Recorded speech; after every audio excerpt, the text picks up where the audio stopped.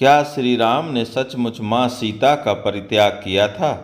दुनिया के किसी भी हिस्से के किसी भी कालखंड की कहानी उठाकर देख लीजिए।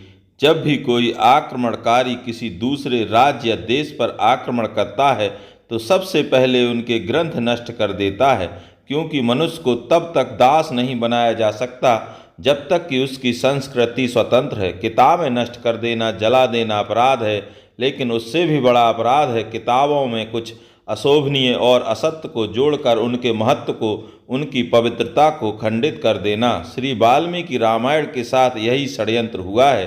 शताब्दियों से हम मानते आए हैं कि श्री राम ने अपनी गर्भवती पत्नी देवी सीता को किसी के कहने पर निर्वासित कर दिया था। सीता परित्याग की पूरी कहानी वाल्मीकि रामायण के उत्तरकांड में मिलती है।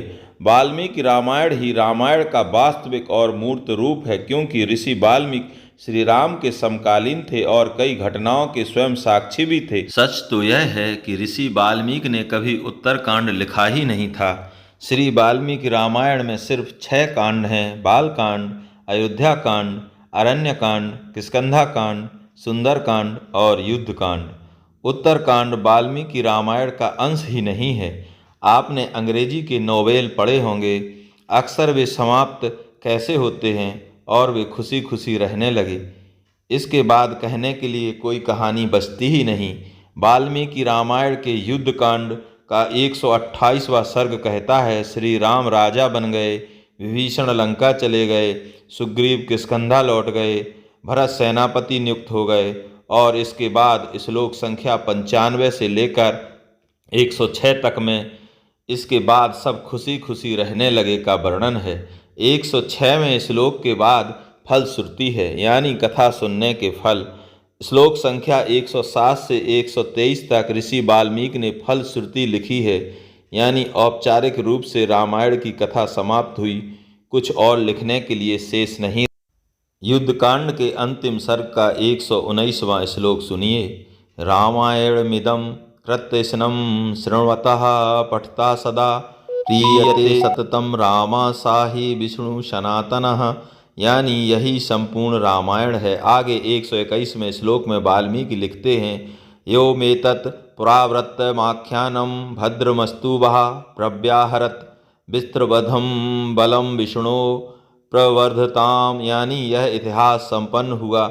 यहाँ वाल्मीकि राम की कथा को पूर्ण घोषित कर देते हैं।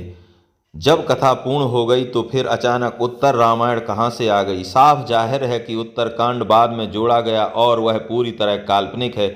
युद्धकांड में वाल्मीकि राम को भ्रातृभि सहित श्रीमान कहकर संबोधित करते हैं, यानी श्री देवी सीता हमेशा राम के साथ रहीं, तभी तो वो श्रीमान कहलाए। युद्धकांड के 128वें सर्ग में वाल्मीकि साफ साफ लिखते हैं कि भगवान राम ने सीता के साथ हजारों वर्षों तक अयोध्या पर राज किया और सैकड़ों अश्वमेघ यज्ञ किए। जब हजारों वर्षों तक राम सीता के साथ रहे तो वनवास कब दिया? लेकिन यह सच है कि अग्नि परीक्षा तो सीता ने दी थी, लेकिन अयोध्या में नहीं, लंका में।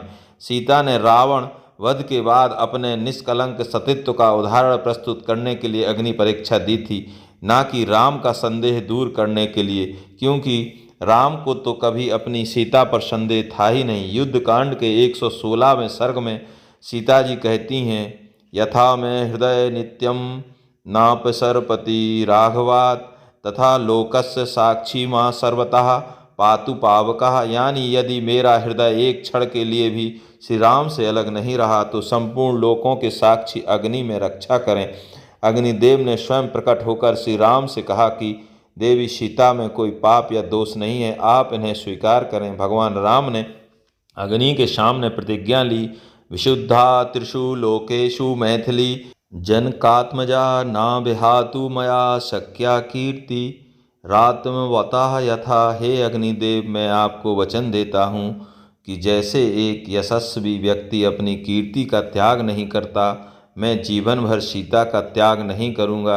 आप खुद सोचिए, अग्निदेव के सामने जीवन भर सीता के साथ रहने का वचन देने वाले राम क्या किसी के कहने पर उन्हें त्याग देंगे? जय जय श्री राम।